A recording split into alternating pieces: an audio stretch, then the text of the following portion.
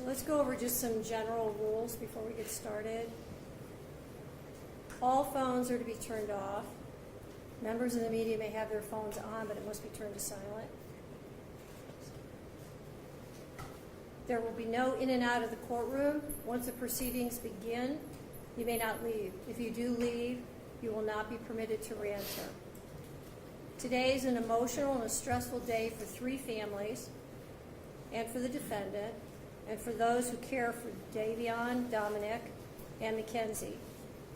I expect everyone here to be respectful of everyone who's in the room, and if there is any disruptive behavior, I will pause the proceedings and the deputies will escort you out. The court's process will be as follows. I will hear first from the state and the representatives of any of the victims. The court will then hear from the defense and any representatives who wish to speak. The defendant has a constitutional right not to speak. She has exercised that right not to speak at trial, and that right continues throughout this proceeding. She will be afforded the opportunity to speak if she wishes, but that's her choice. Following that portion, the court will deliver the sentence. I also want to advise the defendant that she has a right to an appeal and a transcript at state's expense, and we will assign counsel to represent you.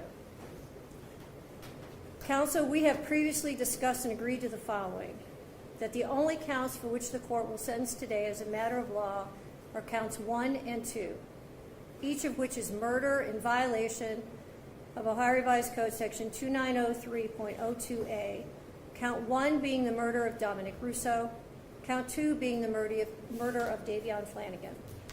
Each of these counts are statutory sentences. Each is 15 years to life with parole eligibility after the base term is served, and with parole strictly within the discretion and jurisdiction of the Ohio Parole Board. Each of these counts stands separate and apart from each other, and they can be run either concurrently or consecutively.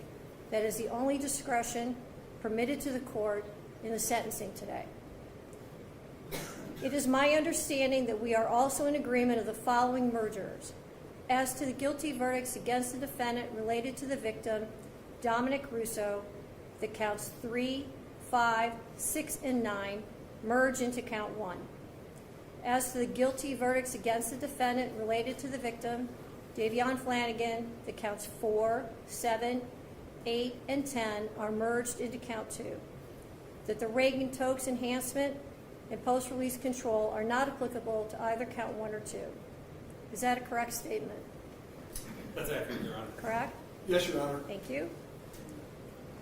I do wish to proceed on counts 11 and 12. It's my understanding on these 2 felonies of the 5th degree that both sides are waiving any argument. Is that correct? Yes, Your Honor. Yes, Your Honor. And is she waiving any statement on counts 11 and 12? As to those 2 counts, yes. All right. The defendant is sentenced in counts 11 and 12, each of which is a felony of the 5th degree, to 7 months in prison on each count to be served concurrent to each other with credit for time served. Fines and costs are waived. As to the driver's license suspension for counts 9 and 10, the aggravated vehicular homicides, her driver's license is suspended for life. I'm now prepared to hear from anybody who would like to speak on behalf of the state.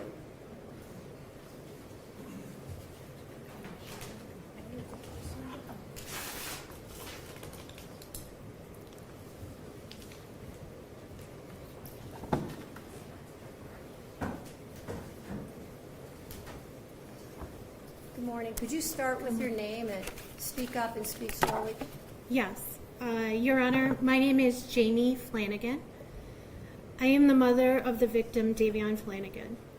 I want to share a small part of what we lost on 7/31/2022.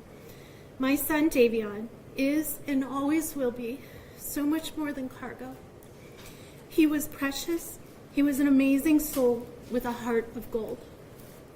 He gave to the world what he wanted most in his own life: love. The kind of love that would rescue a friend in the middle of the night, no questions asked. The kind that would protect others and honor them. He made friends easily with his infectious smile. He was a gifted athlete. He had plans to go to barber school and open his own shop. My son did not have a clique of friends, but instead was a friend to all. He would go out of his way to show love and kindness to others, including those that were often cast aside by society, the less fortunate, the developmentally challenged, the hurting, and the unvalued. Davion made sure that everyone that crossed his path knew that he truly saw them, that he valued them, and that they were worth his time. Davion and my kids have had more than their fair share of heartbreak, of hardship, and of loss. Davion was adopted with his sisters from foster care. They are biological siblings. We are honored to be chosen, or to have been chosen, to be their parents. They're forever family. I am devastated by the loss of Davion. The world lost a truly special man. My girls lost their best friend, their protector, the one and only trusted family that has been by their side from day one. This alone, or he alone, understands the pain and loss that they have gone through and was always there for them. This fact alone breaks my heart for my girls, for my family. So many dreams shattered, a future stolen. We will never get to see the amazing man that he was surely to become. His life was precious. Like I said, he was so much more than cargo. I pray daily for strength and perseverance for myself and for my family. I also pray that Mackenzie will find true remorse in her heart and true repentance. We thank all of those that worked so hard to help us bring justice for our son. We are forever thankful. Davion, we miss you terribly, but as Christians, we grieve with hope. We will make sure your memory lives on, and we ache for the day that we are united again in eternity. Thank you.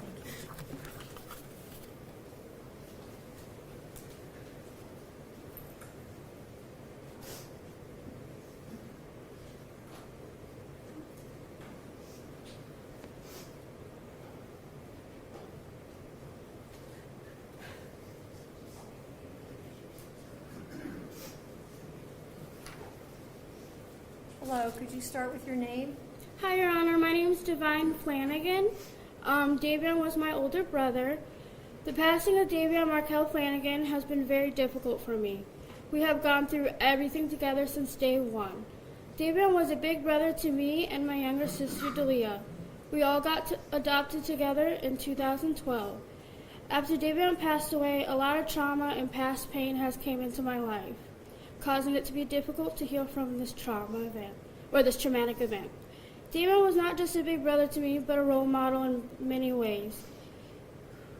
He was the person I trusted the most because he made me feel safe. He taught me the importance of cherishing each moment and enjoying life. The memories we have are strong, but losing him has shown me the value of life. He has how God works in ways you can't understand, but is worth it in the end.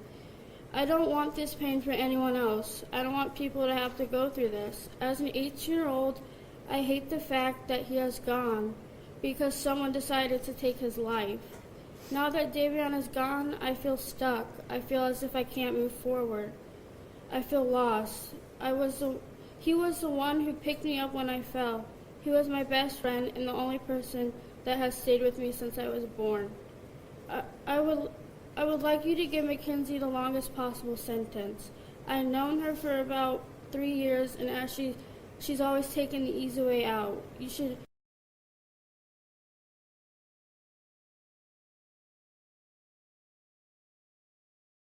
She will be eligible for parole, while my brother will be gone forever. Thank you, Your Honor. Thank you.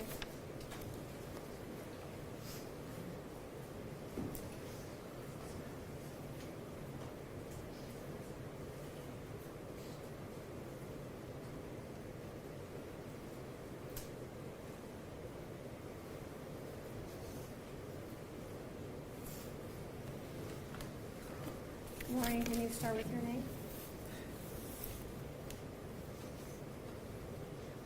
I'm Christine Russo. I'm Dominic's mother. No one wanted this to be a murder or to punish Mackenzie Shirilla for this accident. But this was not a car accident. The evidence and science proved that Mackenzie Shirilla murdered my son, Dominic, as well as Davion. There's no fix put in this case, as the Shirillas would like to proclaim. I want to thank Strongsville Police Department and the state of Ohio for seeking the truth behind this crash. Thanks to them, we all know what happened in that car that day. What we don't know is why. I wish I could change this every day. I lost 3 children in that crash. Not a minute goes by each day that I don't think about my son, as well as Davion. My heart is forever broken. The cries heard from the Shirilla family and friends after the verdict are nothing more than a lack of remorse. Mackenzie Shirilla had a choice. Dom and Davion did not. We are all left here to mourn. But what Dominic and Davion lost can never be remedied in any way or by any particular sentence. July 31st, 2022, I called Mackenzie's mother, hysterical with the loss of my son and Davion.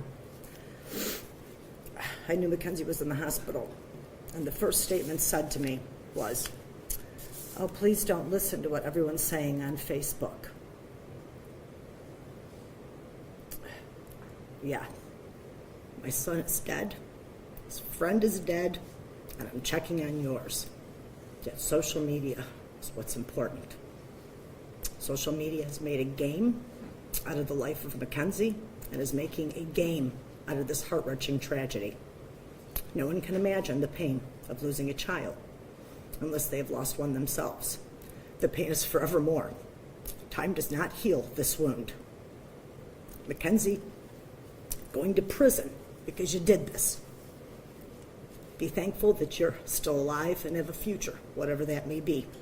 Dom and Davion were robbed of their futures, their hopes, and their dreams. Mackenzie showed no mercy on Dominic, nor did she on Davion. Only God at this time can have mercy on her soul. Thank you.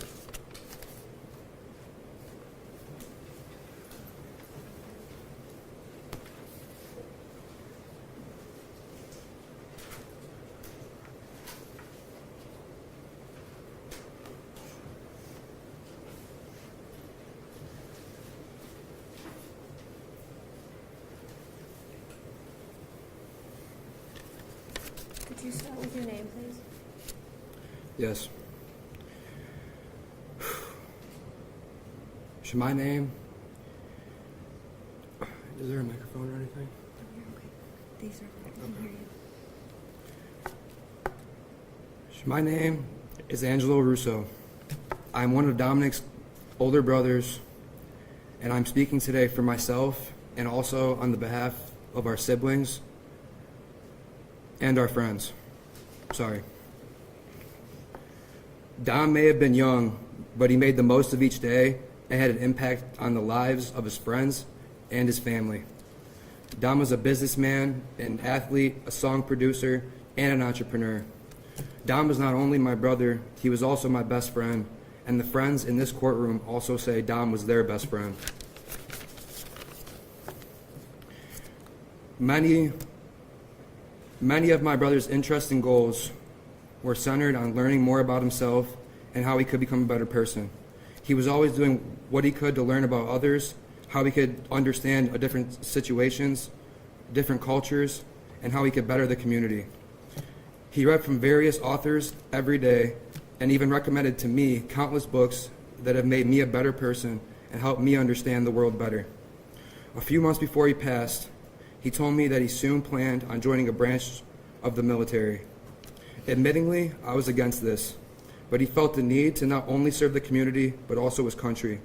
He gave me countless advice, and he also helped with anything and everything.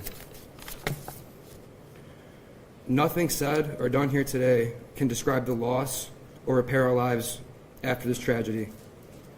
Kenzie's statement in the hospital to Detective Azu, "Can't you just take my license away for 10 years or something?" That statement is Mackenzie Shirilla, the most selfish person I know. Ironically, Dom was the most selfless person I know. Mackenzie Shirilla murdered Dom and Davion in cold blood and had already moved on. Kenzie killed Dom over the thought of losing him, and she made Davion collateral damage. She was driving, going to concerts, and dressing up for Halloween, no thoughts of the families and lives that she had destroyed. As I said, Dom read a book every day. He started 2 companies. He recorded his own music as well as recording music with myself and with friends. Dom helped anyone who ever needed a hand. He was an inspiration to everyone who had the honor of meeting Dominic. We love you, Dom. We love you, Davion. And God bless the both of you. Thank you so much.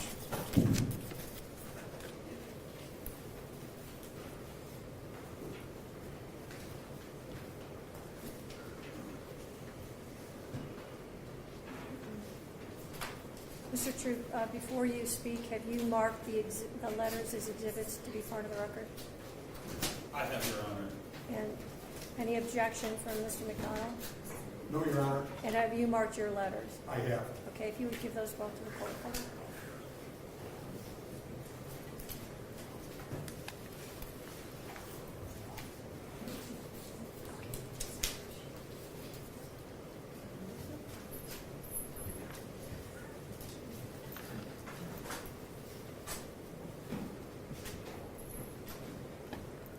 Go ahead. Your Honor, there's very little that I can say after hearing from those who love Dominic and Davion in regards to the impact that the defendant's conduct had on these families' lives. And we have received a series of letters that has been submitted on behalf of the defendant. In summarizing these, they describe her as a good student and a loving and caring person, and that she could never do something like this. And they continually, despite the verdict, refer to this as an accident, and an unfortunate accident, and tell you that she is also a victim. And there are just a few things that I think is important for the court to consider in determining a sentence today. Part of the evidence in this case and introduced in trial was evidence from the defendant's cell phone. There were search warrants executed on her various social media accounts, her school records, her medical records, things of this nature. And I think that who she actually was is directly contradictory to what is painted by the letter submitted on behalf of her today.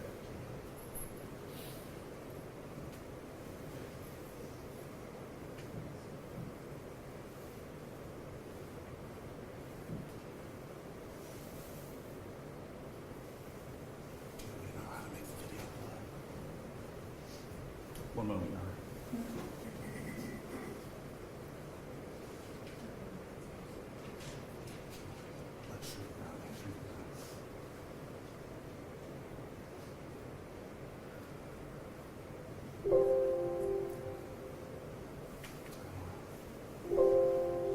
I'm sorry, Judge, I thought That's we were okay. set on this there. That's fine.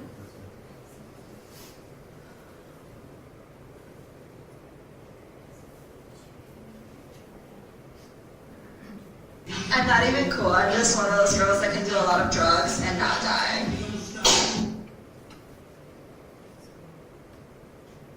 Gotta figure like a pin, I'm gotta figure like a doll. Don't care if you think I'm dumb, I don't care at all. Candy best, sweetie pie, wanna be adored. I'm the girl you die for. Objection, Judge. None of this is introduced in the trial. Overruled. Shortly after the crash, Strongsville police were notified that they had received concerning emails from the community that the defendant and her mother were seeking employment with the Los Angeles modeling agency. Mackenzie Shirilla said to Vitaly, thank you for the comment. I would love to work with you guys. I've been emailing you guys a lot. Such a great opportunity. Thank you. Is there a date? There is not a date on this, Your Honor. Based on the investigation, it was delivered to the police while the defendant was still in the Metro Health Hospital. So it was during that time period. She was in the hospital for several weeks. Shortly after being released from the hospital, the police were provided additional videos of the defendant from her wheelchair as she attended a concert down in the Flats. And again, Your Honor, I'm introducing these to the court to show the shocking lack of remorse. This was something that was being exhibited while the investigation was still going on, before she was charged and arrested in November of last year.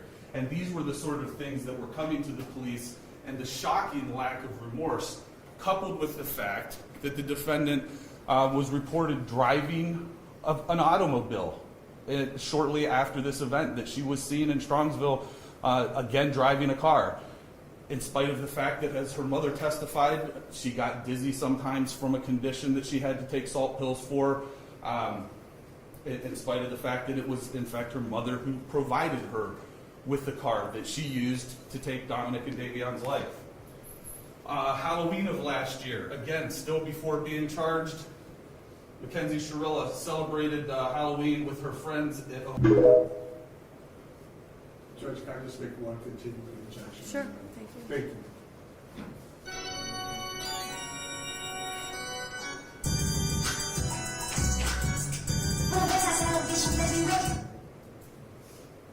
Are these post? These are on Halloween of last year, so these would be post-crash, just before she was charged in November.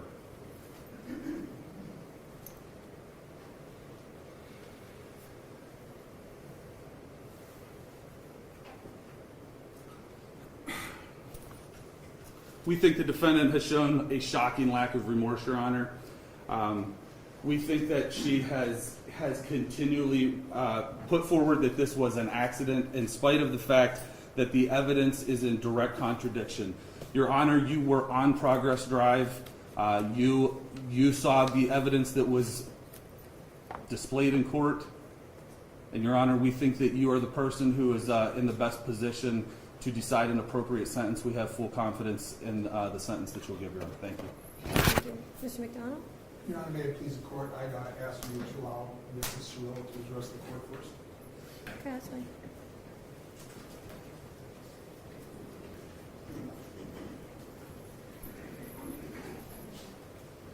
Can you start with your name?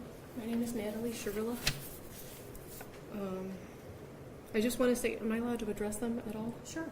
I just want to say to the families that I'm broken, sad, and lost, and my heart hurts for everyone, okay? Davion was her new friend, and Dom was the love of her life, and he was part of our family, okay? I'm just so sorry that this happened, and we're heartbroken, okay? And then, Your Honor, this was a terrible, tragic nightmare accident to have happened that she has no memory of, and she will never emotionally or physically recover from it. She almost died too, and we're asking that you please not run the sentence as consecutive. He was family, and we all loved each other. That morning of the accident, she called. I got a phone call that there was a car accident. Okay, so we went to the hospital, and I didn't even know who was in the car. The names had not been confirmed yet, and I'm gonna cry because I missed Dom so much. We loved him so much. So I called Dom, like over and over again, praying that he was going to answer the phone, and he didn't answer the phone. So then I tried to call his mom, and she didn't answer the phone either. And I still didn't know who was in the car. I didn't even know if she was alive. I didn't know what was happening. So then we were in the waiting room, and then his mom she did call me, so I answered the phone, and I was like, oh my God, like, I don't even know who was in the car. Like, what's happening? Was that Dom? And she said, what do you mean? My son is dead. And I was like, I'm so sorry. And then she said something like, and now I have to wait until your kid's out of the hospital. And then I didn't hear the rest. I was like, we loved him so much. And I hung up the phone. I did not talk about social media. I didn't even know what was going on yet. Okay? So then that was it. So in the hospital, that Vitality post, I commented on that because somebody had called her a murderer. Okay? And she's not a murderer, so she didn't even have her phone at that point because the police had still had it, okay? So I jumped on, and I was like, you know, she's not a murderer. She's more sad than most of these people commenting. She's been trying to get in touch with you. I mean, at that point, it was just an accident. So I commented on her behalf, not because of the modeling opportunity. Who cares about that? I don't want them to refer to her as a murderer, okay? And I don't even know how that comment had got on the phone because the police still had her device and she could not access her phone or social media. That's why I did it. And I had called them asking if they could shut down social media because people were calling her a murderer and making death threats and organizing groups to, you know, take her out when she got out of the hospital and stuff. So I didn't even want her phone. I don't care about her phone. I don't care about social media.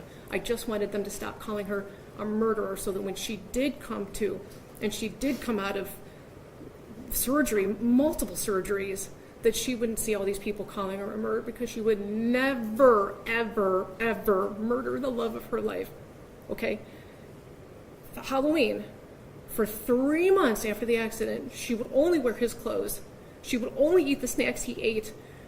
She would only listen to the music he wrote, okay? She was laying in bed for 3 months crying. There was a shrine of him next to her with photos and things that he liked and this flower that lights up that he got her because he wanted it to be fresh and alive forever. It's like a little Beauty and the Beast flower. Okay, she's got this shrine of him next to her.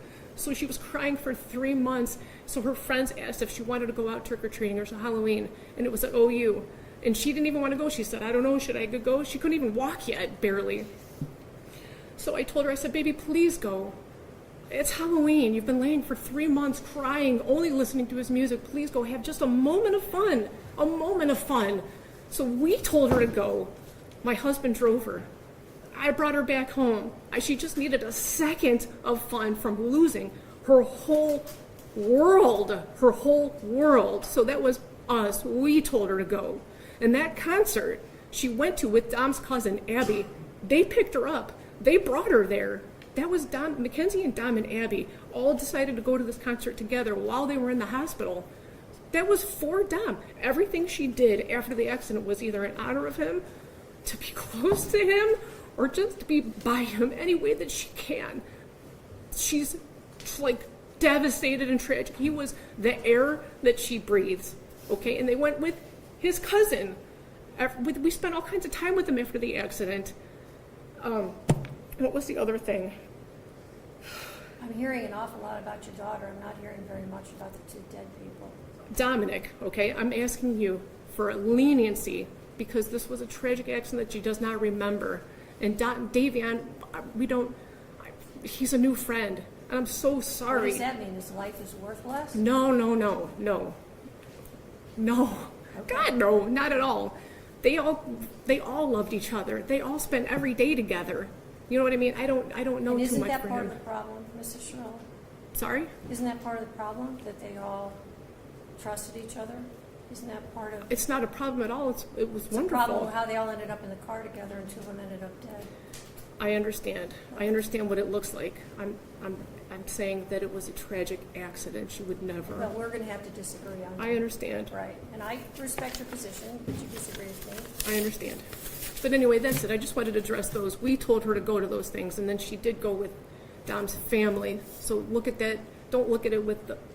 Look on that with different eyes if you can, please. Those things are not relevant. Not at all. Not at all. No, Not at all. I But agree. she's a good. If you would have a moment, all you would need is 5 minutes of a conversation to have with her to learn who she is. Just that you would just need 5 minutes to learn who she is and what she's capable of not doing and doing, and you would see for yourself. That's all. I'm so sorry, guys. Thank you. I'm sorry. I love you.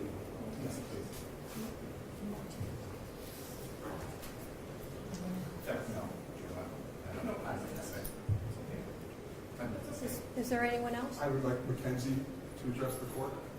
Mackenzie, you don't have to speak if you don't want to. It's up to you. Okay? You can sit if it's more comfortable, whatever's better for you. The families of Dom and Davion, I'm so deeply sorry. I hope one day you can see I would never let this happen or do it on purpose. I wish I can remember what happened. I'm just so sorry. I'm heartbroken. I love Dom and Davion. We were all friends, and Dom was my soulmate. I wish I could take all your pain away, and I'm so sorry. And to my family, thank you for the support and all the love you guys give. Thank you for fighting with me. I love you all so much. I'm done. Thank you. Thank you. Is there anything else from the defense? If I could address the court, Judge. Your Honor, may it please the court. First of all, I'd like to extend my condolences to the Russo and Flanagan family. I can't imagine how difficult this is. It's terrible. People's acts have consequences, and the consequences here are up to you. You have a range of possibilities as it relates to a girl who was 17 at the time, who is now 19 years old, and has no criminal record. And as you so correctly pointed out in the opening, the decision when she gets out is up to the parole board. And we know how the parole board operates, and we know that everybody gets flopped at least once. So a 15-year sentence becomes a 20-year sentence at minimum, and it'll be up to this young lady here as to how she's going to conduct herself for the next 20 years or whatever the sentence would be. That would be number one. Second of all, I'd like to say thank you so much for allowing and taking the time to read those letters. And I would like to concentrate on the letters from the people from juvenile court. First of all, Ms. Smith and Ms. Kent. They have been the people who have monitored her progress since she was entered the juvenile detention facility, where she was for about 9 months. And I would like to commend them for writing these letters, because ultimately, or initially, I tried to have them send a letter, and the people at juvenile court wouldn't let them. And so they sent these letters anyways. And what do we see from their letters? We actually see where both of them say that she expressed remorse during the time. What the prosecutor played there was after the accident and way before she was ever incarcerated. They also both say that they have observed her grow as a person, that she's taken every single class possible, both culinary and college, that she's actually been a model inmate, the letters say, and that she has exhibited what they call the highest level of behavior. They grade people 1, 2, 3, 4. The better your behavior, the higher the number. She has always received the highest number. She's also been receptive to counseling, and as Ms. Kent said, she has been making amends. I'd ask you to pay special attention to the letter from Kelly Leitner that I think talks about certain, she cites certain things. Ms. Leitner is asking you to consider that the brain is not fully developed until 25 years or older. Her choices, Mackenzie's, and actions are indicative of teenage invincibility. While, based on your decision, you don't find that, I find that there are, I remember when I was young, the dumbest things I ever did, and I'd hate to be judged for those things. So really now I'm going to give you my observations, because I understand what you talked with Mackenzie's mother about acceptance of responsibility, etc. All I can tell you is that from the moment I met this young lady here, she expressed sorrow. And I would say during the course of this trial, in the initial emails and statements, she said, "I'm sorry for what you did." The prosecutor has said that she hasn't accepted responsibility. Well, as you remember, during the course of this trial, our defense was that it was a reckless homicide. That's taking responsibility for what she believes happened. So I would respectfully disagree with that.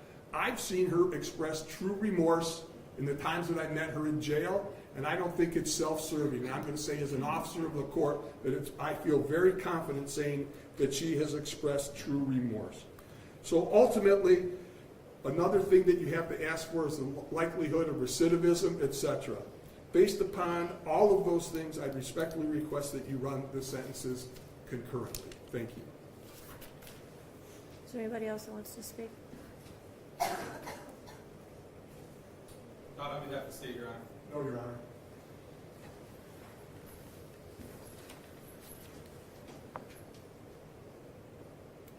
Today is the sentencing of the defendant for the purposeful and intentional murders of Davion Flanagan and Dominic Rousseau.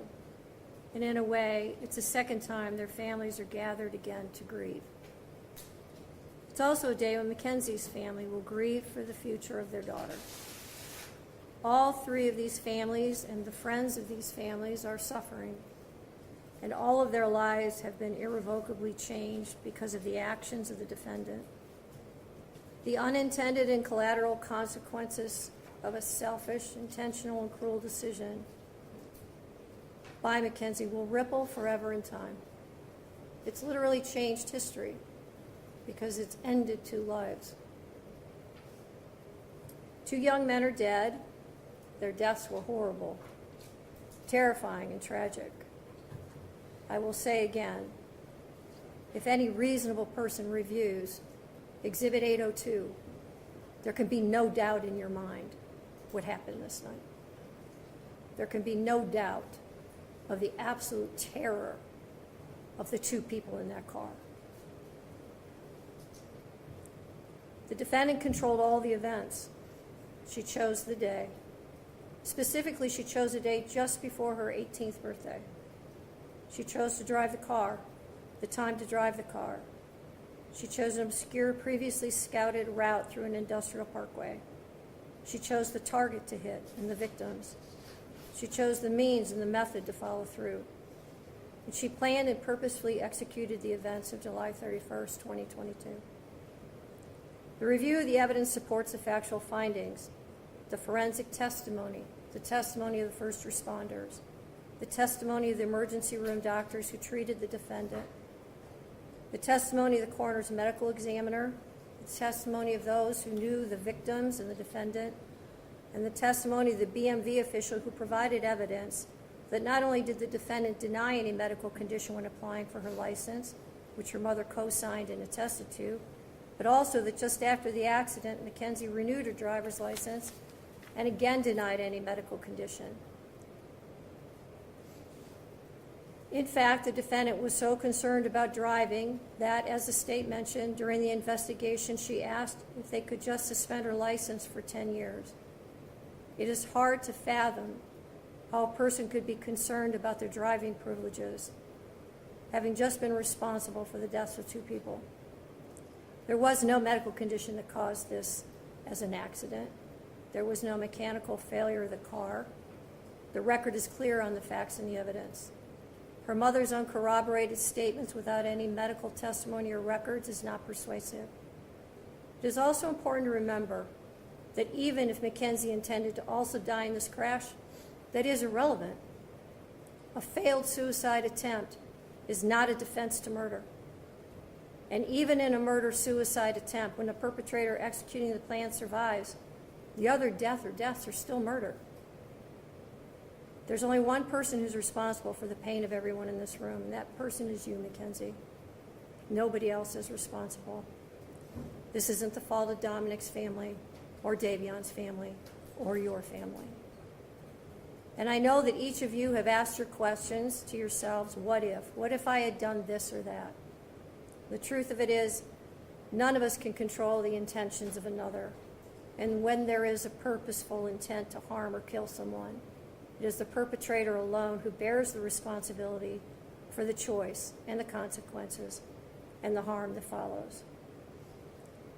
The difficulty for sentencing today, honestly, is whether or not I believe you should get consecutive sentences. I'm troubled that should I give you a concurrent sentence, that people will believe that somehow I'm being disrespectful to one of the victims. And on the other hand, I have to weigh the punishment. There's a very good likelihood, Mackenzie, that you will spend the rest of your life in prison. That won't be up to me. That will be up to the parole board, and that will be up to you to a great extent. I understand that the pain in this room wants me to impose the harshest sentence, but I don't believe that would be the appropriate sentence, because I do believe that Mackenzie will not be out in 15 years. So she's sentenced on count 2, the murder of Davion Flanagan, 15 years to life. She's sentenced on count 1, the murder of Dominic Russo, 15 years to life, to be served concurrent to each other with credit for time served. I'll waive fines, fees, and costs, and your appellate counsel will be assigned. Are there any questions from the state? No, Your Honor, thank you. Any questions? No, Your Honor. All right, thank you.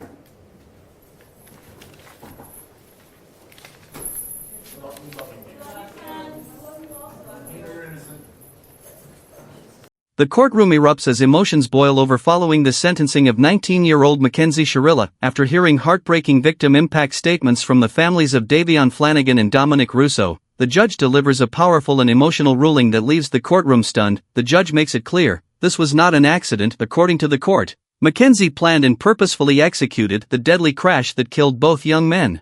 The judge described the incident as a selfish, intentional, and cruel decision, rejecting claims that a medical condition or accident caused the tragedy. Family members delivered devastating statements in court. Davion's mother spoke about losing her son, describing him as so much more than cargo, while Dominic's brother called Mackenzie the most selfish person I know. Mackenzie finally addressed the courtroom, tearfully apologizing, "I'm not a bad person. I loved Dom and Davion. I wish I could take all your pain away." Her mother defended her, insisting the crash was a tragic nightmare accident, but the judge openly disagreed. In the end, the court sentenced Mackenzie Shirilla to 15 years to life for the murder of Dominic Russo, 15 years to life for the murder of Davion Flanagan. The sentences will run concurrently, meaning at the same time, not back-to-back. As deputies prepared to escort Mackenzie away, emotional cries echoed through the courtroom. "We love you, Mackenzie. You're innocent." The judge closed the hearing after warning that the consequences of that night would ripple forever in time. If this courtroom moment shocked you, make sure to like, comment your thoughts, and subscribe to Law Nexus for more emotional courtroom breakdowns and true crime coverage.